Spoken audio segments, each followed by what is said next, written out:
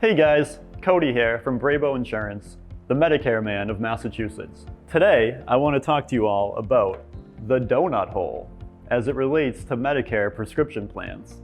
For 2021, most Medicare prescription plans have a deductible of $445.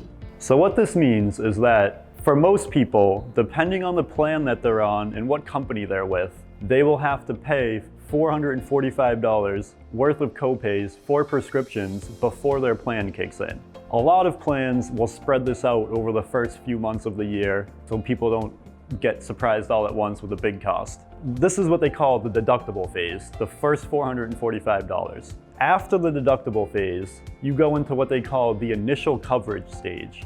So the initial coverage stage, this is where you pay copays and potentially some coinsurance depending on the plan that you're on. So the initial allowance for 2021 is $4,130. This is the $4,130. This is also referred to as true out-of-pocket or TROOP. So what this means is that your copays that you're paying every time you pick up your prescriptions, plus what the insurance is paying, all adds up.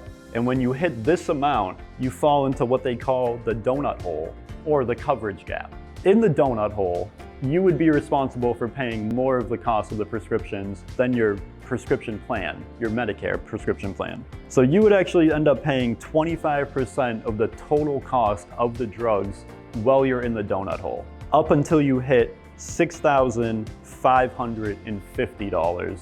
And that's the number where you exit the donut hole. So at this level, once you hit $6,550, you fall into what they call the catastrophic coverage phase. So basically, your cost would be pretty steady, your copays would be pretty steady, then your coverage would cover less of the drug, and that's what they call a donut hole. And then when you come out of the donut hole, you end up paying 5% of the coverage of the cost in the catastrophic coverage phase. So your cost as the individual would be pretty steady, and then they would go up, and then when you hit $6,550, they would go down again. So in this phase, they're actually cheaper than this phase would be. All of this resets every January 1st. These numbers change year to year, but this donut hole and this coverage gap still exists. And if you have any questions about how any of this works, definitely reach out to me. And like I said, these numbers can vary slightly depending on the plan that you're on. So if you have questions about your specific plan, definitely call me today. Cody Pepin, the Medicare man of Massachusetts.